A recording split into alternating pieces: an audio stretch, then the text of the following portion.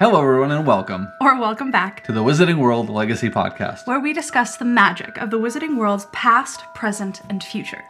I'm your host, Eric, And Jasmine. and today we're going to be diving deeper into the Harry Potter stories, moving on to Chapter 7, The Sorting Hat. Discussing our missing magical moments. In Chapter 7, we open where we left off Exactly. with the students arriving at Hogwarts. Hogwarts, and Hagrid has just knocked on the door. They're coming out of that sort of underground cavern. Yes. To the big oak doors, and they're greeted by Professor McGonagall. She brings them not immediately to the Great Hall. Nope. Not to a big staircase where they just stand.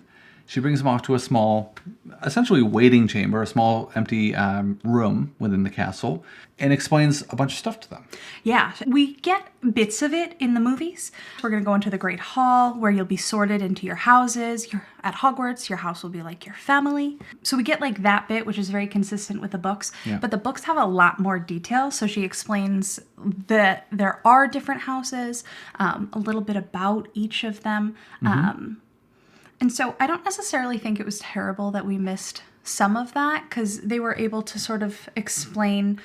Yeah, I think the general explanation. So she talks about, like, in the movies and in the books, McGonagall talks about how you gain house points and how you can lose house points for rule breaking. So that is in the movies.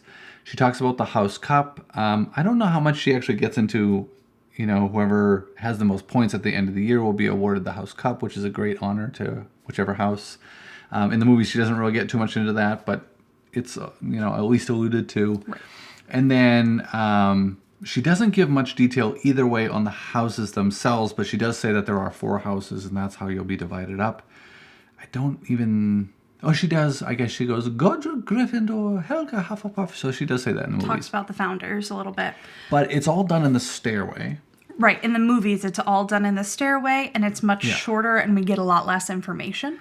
And I think the biggest discrepancy is something we talked about in the previous episode, where in the movies she leaves, and then that whole dialogue between Harry and Ron and Draco and Crabbe and Goyle, well, I guess Crabbe and Goyle kind of stay out of it, Yeah. happens on the staircase, but that actually happened in the train prior to this whole scene. So they've already had the whole... So they don't have a beef in this staircase that doesn't exist. So it's true. It's come to Hogwarts. Harry Potter has come to Hogwarts. So that doesn't happen. Yeah. Instead, what happens is McGonagall ends her sort of introductory monologue with, make sure you smarten yourselves up. And then she goes away. And Harry and Ron and everyone start panicking because they have no idea what the sorting ceremony is going to be like. Yeah. I think one of the things that is my favorite from that section is when Ron is talking to Harry and he's like, I don't know what it is, but Fred said it hurts a lot. Yeah. So the twins are already playing, you know, pranks on their little brother. Right, as they should. And there are some interesting theories around this, which we'll get into in a sec. But Harry's thinking that they're going to perform a bit of magic in front of the school. And he's like, dude, I don't know any magic. Like, am I supposed to pull a... He doesn't think that until he sees the hat. Right. So he starts to think that they have to do a bit of magic in front of the school. But you're right. When he sees the hat, then he thinks you have to pull like a bunny out of it. Yeah. He's like, oh, that's what magicians do, right? Yeah, like maybe I can do that. Right. But he was still incredibly nervous. Funny enough, there are theories about why there isn't just like an incoming knowledge of the sorting ceremony. And it's like a pseudo Fidelius charm kind of deal where you go and you get sorted, and while you're at Hogwarts, everybody knows about the sorting hat and that you get sorted, and that's how you get divided up into your houses. But when you leave, it's almost like the knowledge of the sorting ceremony is not accessible to you. And so people can't tell incoming students that they're sorted based on their experience, because it's like that knowledge can't really be like accessed and then relayed to other people. Huh. So the Super Carlin brothers did a whole theory video on that. And I thought it was actually an interesting take. I don't know that I agree with it, but it was an interesting take on how there could be some sort of magic there to keep people who are coming into the school from knowing what the experience is. Because I do think that could affect it a little bit. Like, yeah, you could, like, I mean, Ron was so young when his first brothers went to Hogwarts, so if he learned about it at that point, and he knew he wanted to be in Gryffindor, maybe it's that he, like, always had that in the back of his mind, so he was like, well, if I have to make a decision, I want to make the courageous one. Right. The thing that kind of, in my opinion, totally destroys that theory is that at the very end of the books, Harry has that conversation with his son. Oh, yeah. And he says, the Sorting Hat takes your choice into account. Yep. Which suggests that he remembers his experience. And is able to communicate it. Interesting theory. Fun theory. I don't know that it's accurate. But, that's... Obviously, none of that is explained to them because they walk into the room and there's a hat there. And he's like, what's the hat there for? So we are in this little waiting room. Everyone's freaking out. Hermione's rehearsing spells that she has already learned. Yeah. Harry and Ron are also freaking out. And then, out of nowhere, 20 ghosts appear. And you've got the Fat Friar from Hufflepuff who introduces himself as the resident ghost of Hufflepuff Tower. Yeah, so they walk in and float in. They don't really walk. They glide in, and they're in the middle of having a conversation about, forgiving and forgetting. So the ghosts at that point are talking about Peeves, the poltergeist, and talking about how he is just basically getting them in trouble and trying to determine what to do with him. So there's that little conversation, and then they suddenly see the first years and they're like, what are you doing here? Like, why? And then they're like, oh my God, first year students, how cute. I'm, the Fat Friar from Hufflepuff. Really hope to see you there. And then McGonagall comes back in, shoos him away, and takes him into the Great Hall. And then she takes out a three-legged stool and a shabby wizard's hat. The interesting thing is, the original text, it's a three-legged stool, and in the subsequent books, it's a four-legged stool, and then there are some rewrites of the original book where it's a four-legged stool again. And some people suggest that there's an intentional, that wasn't an oversight. Right. And that the three-legged stools kind of stood for the united three houses of Hufflepuff, Ravenclaw, and Gryffindor, and that Slytherin had sort of separated himself, and so that fourth leg is just not there. Right. And then maybe there's a little bit more unity. I don't know why the four legs becomes a thing. There is a later book where the Sorting Hat's song changes, because the Sorting Hat has a song. Because he spends all year coming up with it. And it does change year to year, and one of them is all about unity. Right. Yeah. Ooh, okay. So we'll get to that when we get to that book. So there's some theories there. Yeah. But they all walk into the Great Hall in a line. Harry is behind a sandy-haired boy who we learn to be Seamus Finnegan. And then Ron is right behind him. They walk in, they see the hat, they get up to the front. This is when Harry starts thinking, like, I'm gonna have to pull a bunny out of that hat. And then they get up to the front, and McGonagall explains. When I call your name! Exactly. Sit on the stool and place the hat on your head. Yep. And so then they learn all they have to do is wear the hat. And Harry turns to Ron and is like, so we just have to wear the hat? And Ron looks at him and goes, I'll kill Fred. Is it Fred or George that he's going to... It's Fred. You're probably right. And he's like, I'll kill Fred. He was going on about wrestling a troll. I'd do that if I had a little brother, but I am the little brother, so... That makes sense for you. So before they get to don the hat tears open at the rim, or brim, and starts singing a song. As hats do.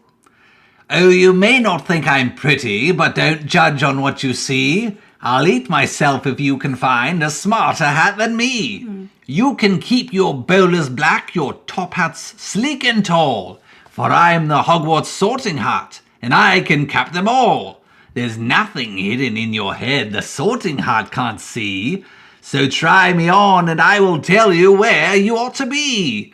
You may belong in Gryffindor, where dwell the brave at heart. Their daring nerve and chivalry set Gryffindors apart. You might belong in Hufflepuff, where they are just and loyal. Those patient Hufflepuffs are true and unafraid of toil. Or yet in wise old Ravenclaw, if you've a ready mind, where those of wit and learning will always find their kind. Or perhaps in Slytherin, you'll make your real friends. Those cunning folks use any means to achieve their ends. So put me on, don't be afraid, and don't get in a flap. You're in safe hands, though I have none, for I'm a thinking cap. And then he closes. The whole hall starts cheering. Obviously, the hat sung a song, so we're probably going to clap for that. I mean, it's pretty cool. Yeah. Impressive bit of magic from a hat. It's an impressive bit of magic. He's kind of just spitting bars. He is. Like, straight up. Very impressive. So the students, see the song. They're probably a little unsettled. And then McGonagall starts calling him up. She calls them up in alphabetical order. We covered in a casting announcement the first person that she announces. Terry Boots. Oh, sorry, second person. The first person is Abbott Hannah. Yeah. But yeah, the first, I think, male character that she announces is Terry Boot. Yep. And we don't really learn anything from him. Do you remember what house he's in? He's in Hufflepuff. Yes. Are you sure? Yeah. The first two are Hufflepuff.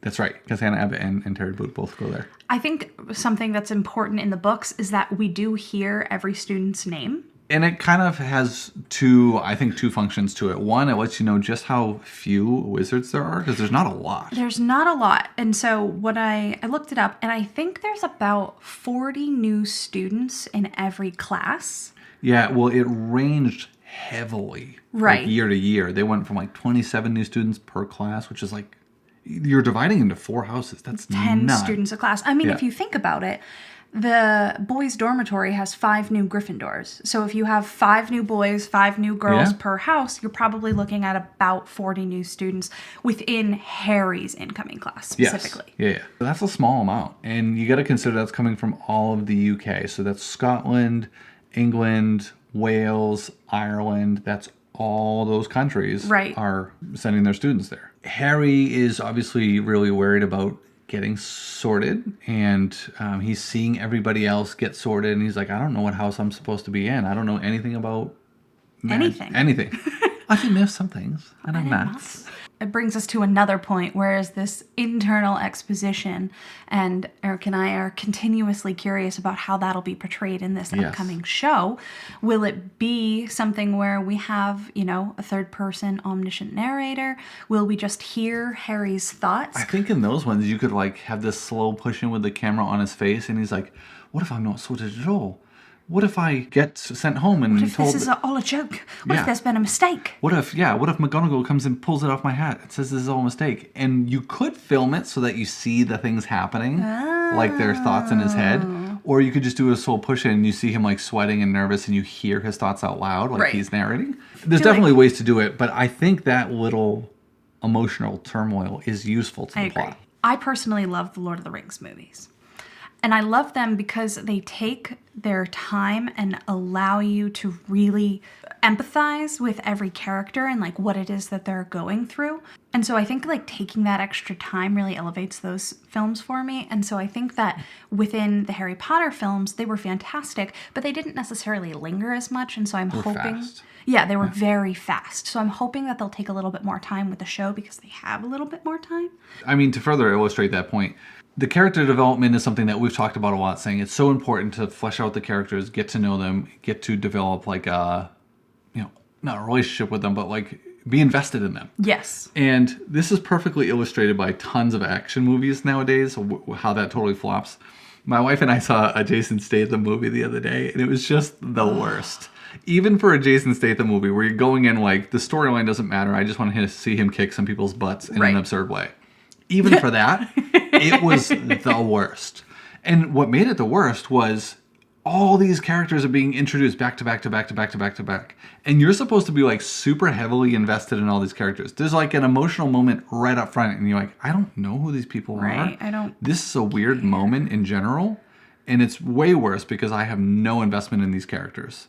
Yeah. And that just continues through the whole movie, which with a series about kids, especially kids that do end up getting put in harm's way time and time again, you really have to develop that sort of buy-in to the character and to them mattering to you and mattering to the storyline. Right. Very much agreed. So I think demonstrating Harry's anxiety and emotional turmoil, and especially if you want to get new kids watching this, kids that are 11-year-olds experience this. You go off to 6th grade for the first time and you're like, oh my God, I'm with more kids, and these are kids that are in maybe a different place in their education and their life. The youngest one in the school. Yeah.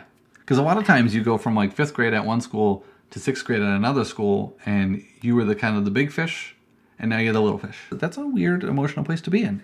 But this kind of illustrates the very heart of that, I think. On top of that, he sees Neville go up and basically trip on his way up, and then he goes up and there's a hat stall, which we never hear about and we don't know is even an option in the movies. And it wasn't quite a hat stall, but we get a little bit of exposition about what a hat stall is, and the fact that like it does matter that the hat's taking a long time to place you. You know, it barely touches Draco's head, and it goes Slytherin like right away. It's immediately knows he's a Slytherin. Right. As soon as it contacts his greasy hair. Gel is coming off of this kid's hair. Yeah, and it's like, oh yeah, No, you're good. Malfoy, Slytherin. There you go.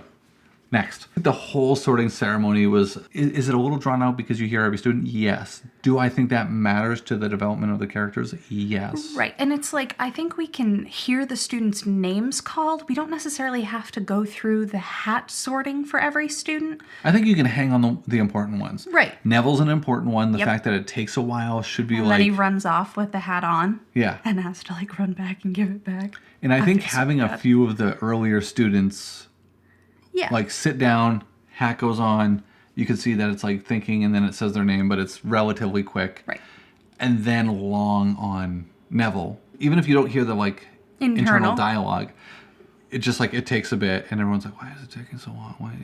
What's going on here? Because he's kind of already been made fun of for losing his toad a few times. Like he's already kind of like a bimbling, babbling, bumbling, baboon. Exactly. It then goes to the kids all take their seats at their respective house tables and are greeted by the students that are already there and already sorted. So second years, third years, and on. Harry sits next to Percy. Twins go, we got Potter! We got Potter! I'm very excited about this. Yes. And then we go on to hear Dumbledore's first welcoming speech. Yes. Very eloquent, if I do say so myself. I have a few words. Nitwig, blubber, Odmin, tweak. Thank you. What? There is meaning to that, actually. I know there's meaning to Yeah. that. So Harry looks at Percy and goes, because Harry laughs, thinking that it's a joke. No one else laughs. And Harry's like, Is he mad? is he a bit mad? And Percy's like, he is an incredible wizard, like one of the best there has ever been. But yeah, he's a bit mad. So yeah, we get his first weird remarks. Again, it kind of reinforces that oddity of the wizarding world, like we see with his garb when he delivers Harry to Privet Drive. Kind of out of place for where he is in this staunch English neighborhood. And then we get to meet some more of the house ghosts. Nearly Headless Nick is seated at the Gryffindor table. And we get- Naturally, that's his house. Yes, and we get the whole nearly headless. How can he be nearly headless? And it's Seamus, Finnegan? not Hermione. Hermione Nearly wouldn't headless? ask such a stupid question. She wouldn't. He gives the whole, I prefer Sir Nicholas De de Mimsy. Mimsy Poppington III. He asks, he introduces himself as Yes. Nicholas de Mimsy Porkington III. And then when Ron's like, oh, you're nearly Headless Nick. And then Seamus is like, Nearly headless. How can he be nearly headless? like this. So that's partially represented, Right, but it's the it's- wrong characters, which is wrong a characters. ongoing theme in this book. Let's just keep the lines where they're meant to be, people. They talk about the Bloody Baron, the Hogwarts House Cop, how Sir Nicholas has that sort of rivalry with the Bloody Baron, although very much respects him. Right, He's kind very of like the much. lead ghost. Yeah, the Bloody Baron is very much the lead ghost. I think in the books we learn a whole lot more about the ghost, especially the Bloody Baron, which I like. Well, and especially about Headless Nick. There's this like Uh-huh. whole thing about him and the Headless Hunt that we don't. That's another book. We'll get into We'll that. get there, don't worry. But we get a better introduction to him here. It's not just this flyby, oh, like this, and then he floats off. He's actually there for a while talking to the kids. And he provides all of the context that Slytherin's won the past 6 years Mm-hmm. and that the Bloody Baron is getting absolutely intolerable. Yeah, and that comes up later because the Bloody Baron is the house ghost for Slytherin. Mm-hmm. We get an interaction with McGonagall talking about how Slytherin keeps winning later. Right. And so this, I mean, there's an important tie-in here, and there's an important sort of cohesion in the school about feelings between houses, feelings about the value of this, like houses coming together to win competitions and things like It's a lot of world building. Yeah, that is important to the overall story. Exactly. So I know that not every single detail can be included. We won't have time for that. But a good chunk of them should be and Good could chunk of them could be. You know, Mm-hmm. we could just make McGonagall's introductory monologue just a little bit longer. Nothing crazy, a little bit longer. We can make it so that we at least hear all of the students' names.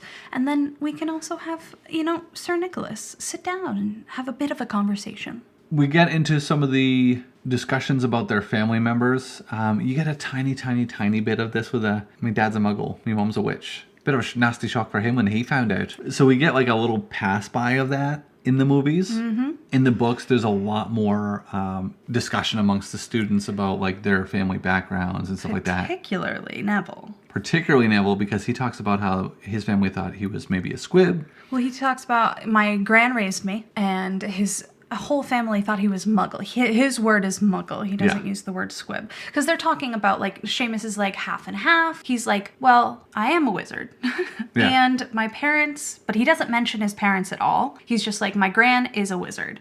Everyone kind of thought I was a muggle, though. And then he goes into how his uncle Aldi dropped him off a banister and he bounced all the way down the street. So throughout his life, Neville's uncle was trying to like provoke him into doing magic. Yeah. And so there was this one time where he almost drowned and no magic came out of him.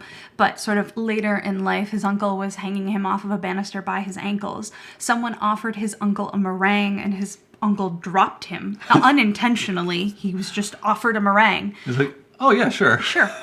There goes the child I was holding. By literal child. And instead of splatting, Neville bounces. And that was the most exciting moment. His gran went crazy. His uncle bought him his toad at that point. And nobody was like, dude, you dropped a literal child. Yeah, for some reason we didn't want...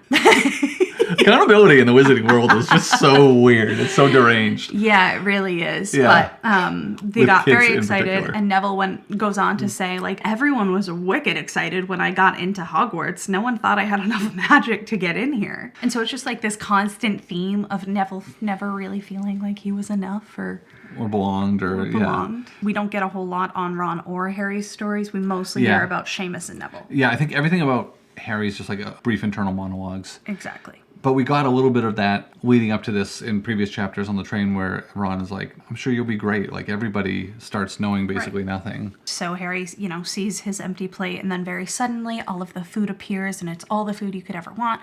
We kind of see that, but I don't think it's as clear in the movies as it is in the books. Yeah, I think in the movies it's literally like, he's looking at the speech, and then he goes, now let's eat, and just it flashes on the plate, and you see Harry's eyes go like, whoa, that's pretty cool. There's definitely that show don't tell thought, so I'm very much okay with it happening that way. But one internal thought that I really like, and I hope they find a way to express, is that Harry was like, the Dursleys had never starved me, but I'd never been allowed to eat as much as I wanted to. And that's a line from the narrator. It's not like an internal thought. Again, like, oh my god, this is all for us. Like, I can eat whatever I want, even if it's just a line like that. Like, you can transpose it into dialogue without it being a total deviation from the book. Right. And without it being total exposition, yeah. We keep coming back to this point. We got to figure out how to express Harry's internal thoughts and narrator. The other thing that they didn't show, I think like everything just appeared at once in the movies, whereas in the books, it was like the feast goes away, like everything's just clear and shiny again. Mm-hmm. Desserts, they pick out again. And then when they're all full, Dumbledore has another speech before they go to bed. Slightly more informative. Yeah, he has another speech at the end of the dinner and talks about how Argus Filch wants him to talk about the banned items. He talks about the Forbidden Forest and how it's out of bounds. Forbidden Forest is out of bounds, and he looks over to Fred and George, just emphasizes these things to him. He also mentions that Filch wants him to mention that magic is not allowed in the corridors, which is not a detail we get in the movies, which I think is important to mention. And then he also mentions the third floor corridor on the right-hand side is out of bounds if you don't want to die a very painful death. Harry almost goes to chuckle again, and he's like, oh wait, he's serious. And he turns to Percy and says, wait, is he serious? And he goes, oh, he must be. But it's unusual that he wouldn't have at least given us prefects a warning. Right, because, I'm better than you, and I should know. I'm a school prefect. Harry's kind of like, wait, what's going on here? Why would we die somewhere in the school? Yeah, and of course, this is setting the foundation for the Philosopher's Stone and for everything that's going to come with that later. They go through sort of all of that. They get all of their warnings, and then Dumbledore invites them to all join into the school song. Which we also don't get in the movies, and they did film it. And it just was cut out. For what reason? I don't know. You can see it in the deleted scenes, and they make like this banner come out, and they're all like going, and there's a bouncing ball. Yeah, because in the books, Dumbledore has like a gold ribbon shoot out of his wand, and that's what forms the words to the song. They all sing in their own way. And Dumbledore invites them to do that. Like, Dumbledore is like, pick a tune, and let's sing this school song. So there is no actual tune for it. There's no preset like way to sing the song. There's just words. Fred and George are the last ones singing in a slow funeral march tone. And he just keeps carrying them out until they're done, and then he claps. Yep, and he claps and he Dumbledore. chuckles. And Dumbledore goes on to say, music is one of the most Powerful magics we have here at Hogwarts. Exactly. Yes. So that scene in particular, I'm very much hoping that they include. I feel like that would be an incredible opportunity for the composer to put together something that sounds chaotic, but honestly could be wicked fun to listen to. Yeah. Where you have the same words, but being sung at different times, different pitches, different rhythms. I mean, it might drive me insane. At the same time, you could argue that there's a deeper meaning to it. It illustrates how people come from very different places, interpret things very, very differently, but we're all still one school. And the fact that we are different is one of our strengths. And this comes up in the Triwizard Tournament and Very much so. is an important feature of that, which is obviously not in this book. But I don't know, it's one of those things that can have like a deeper meaning and a point of learning for kids. Right. So I think that could be a wonderful musical opportunity, and I very much hope it's included.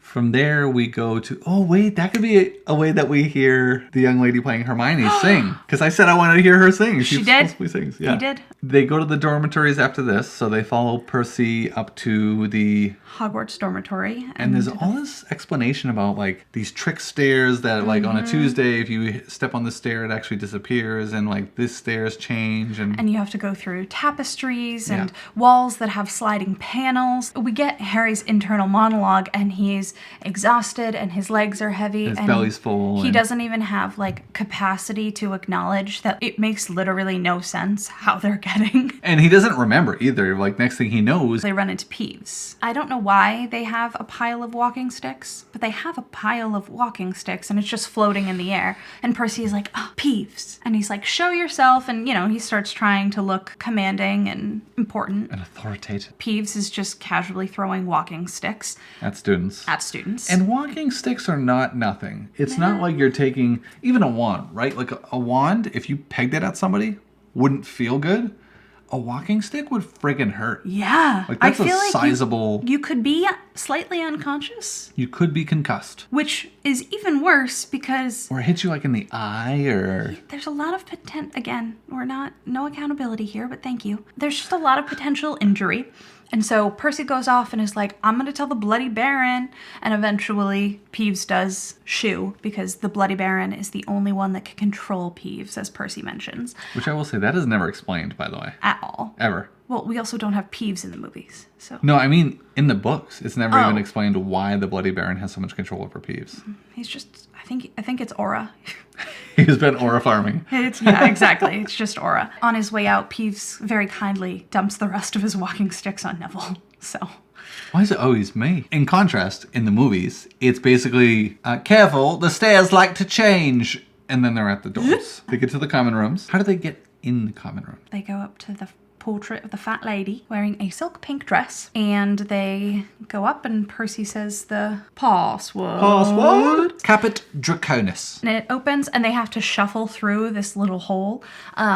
Which is interesting because in the movies, it's like, it's this giant portrait. And if you go to the Wizarding World, it's much the same. It's this giant portrait that just opens up and you can just walk through. Right. They It's have to not that. crawl through it. Neville needs a leg up. And the thing I find funniest about this is there are times where McGonagall goes into the dormitory. Yep, in and her, I'm just like, picturing robe. her like It's like the middle of the night. She's in her like bathrobe, Yeah. and she's like army crawling through this tiny little hole. and I don't know how tiny it is, but it's like I imagine it's a hole. Yeah, in the but wall. you got to like hike up to it. Yeah. So it's very interesting.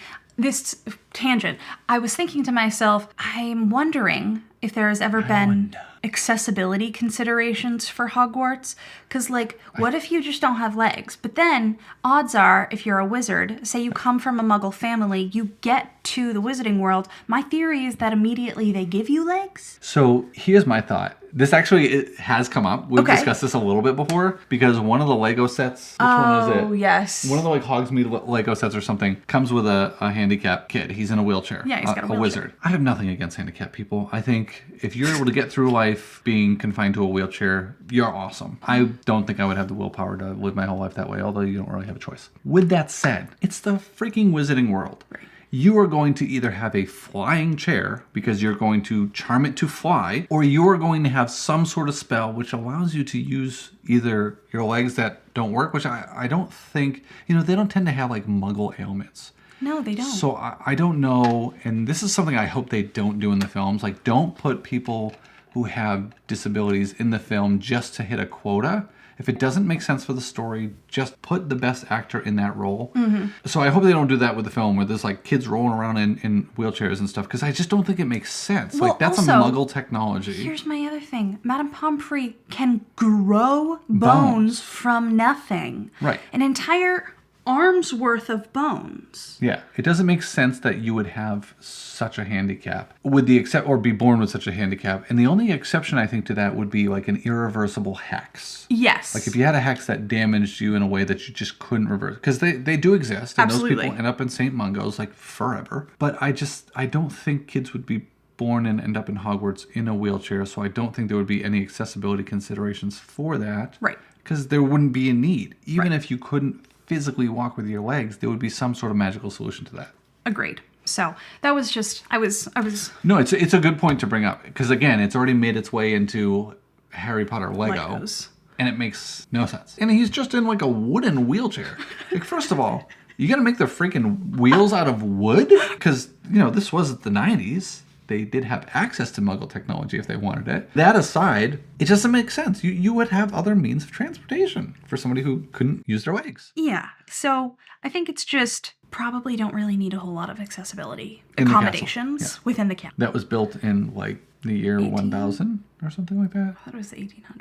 No, that's when Dumbledore went there. Ah, yes. I know nothing. It's over 1,000 years old. Anyway. They didn't have plumbing for like the longest time either. Yeah, they would just poof Magic it their away. poop away. They'd poop it away. So gross. So when they get into the common rooms, Percy illustrates that the boys' dormitories are up and to your left, girls are up and to the right. As he does in the movies. They have the big common room space, which is great. I would freaking love that. That would be the coolest thing about a boarding school, is something like that. And then they talk about the 4-poster beds. That comes up later with Dumbledore. They go upstairs, lay down, and 5 beds. yeah. And Harry is about to ask Ron if he had a treacle tart, because treacle tarts are Harry's favorite. And Ron's asleep. And then Harry falls right to sleep, and he wonders maybe he had too much sugar because he had a very disturbing dream that night. He dreams that he is Professor Quirrell. Before the sorting ceremony, when they first walk in, he sees him with the turban, or is it after? I think it's once he's at his house seat. Because he sees him talking to Professor Snape, and then he gets this feeling in his scar, and he thinks it's Snape. But who is it? We don't know. But he gets this dream about Professor Quirrell, being Professor Quirrell, and he's like in his turban, and the turban is speaking to him, and it's twisting around him and saying he needs to live out his destiny and be in Slytherin. And he's like, I don't want to. And then Malfoy comes into the dream and starts laughing at laughing. him as it gets tighter and tighter. And then Snape, or the professor with the black hair and the hooked nose and the sallow skin, comes in and is also laughing at him. And It's a weird dream. In the dream, he's wearing the turban, and the turban itself is talking to him. So it's very much giving Voldemort is on the back of his head. Is Voldemort on the back of Quirrell's head at that point? so, if he's got the turban on, maybe. We shared a bit of a theory about this before. The when he theory meets him is in when he meets Harry in the Leaky Cauldron. He shakes his hand, Yep. which he can't do later, When he has Voldemort on him. because if he touches Harry, it'll burn him. Exactly. Now, the other part that came up in our discussion about that was it makes no mention of the purple turban Right. when he's in the Leaky Cauldron. So we don't know if he's wearing it at all. And it very explicitly points it out here, and Harry even asks a question about it. Right. And somebody says it's full of garlic to ward off vampires. And I mean, we pretty much know he wasn't on his head at the Leaky Cauldron. Right, we do know that. He could be on here. There was an argument that it doesn't come up later until he fails a couple of times to try to get to the stone. But you could speculate that he is on it now because he's already had a failure, which was retrieving the stone from Gringotts in the first place. Okay, yeah. Which he hadn't done yet at the time that he first saw Harry. So he was at the Leaky Cauldron, waiting to go to the bank to steal it. Hadn't yet. By the time Harry sees him again, he had tried. So he might be on his head. I don't know. I don't know that that's ever, the timeline of that has ever been confirmed. If we're assuming that Voldemort is on the back of Quirrell's head at the Great Hall opening feast, it starts to suggest the whole Horcrux timeline connection kind of thing. Very much so. Where Harry has a connection with him. Although, I believe the connection was strengthened by Voldemort taking Harry's blood into him at the graveyard. So that's not fully explained. It reads a lot like the mental connection between the two of them. It does. It's a little interesting. Share your comments below about why do you think Harry is seeing it in this way? Do you think this is because he's a Horcrux and their minds, soul components are communicating and he's seeing like he did before through the eyes of Voldemort? Do you think he's just uncomfortable with purple turbans? Sure. And Malfoy and Quirrell and everyone. Right. Explain this to us. Yeah, because I think we read it as it's a Horcrux connection. Right. But supposedly that Horcrux connection wasn't fully made until the 4th book when he takes Harry's blood into him. We'll continue to break that down as we break the chapters down. And that's chapter 7. What are the biggest things from chapter 7 that were done right in the books, missed out on the films, and you think need to be present? I need the Sorting Hat song. Sorting Hat song. I get your point about the school song. I really want the school song. I really want it. It wasn't the biggest thing to leave out. No, it doesn't necessarily add to the plot, although, as I argued, there is an underlying value to it. I like the character development. There's a lot of character development here in the different students when they're sitting at the table chatting. I think I'd sacrifice McGonagall's monologue for the background story on the students at the table. I don't even think you have to. She can just kind of rip through it. It was already quickly done and mostly covered. I would settle for them covering it just to the same degree that she did in the movies. Okay. And then get more out of the students and the ghosts. Yes, more out of the students and the ghosts I think would be great. And then the biggest thing here, Peeves. Just freaking include them, which they're going to. They must. So those are the big things about chapter 7. Interesting chapter, a lot of background information. I think it'll look great to see all of that fully fleshed out on screen. Lots of world building. Lots of world building, and that's what I'm really excited for. Next episode, we're going to be talking about chapter 8, The Potions Master. So make sure that you guys join us for that. If you have any thoughts about chapter 7 or about this series altogether, please leave them down below. If you're enjoying it, we definitely want to know.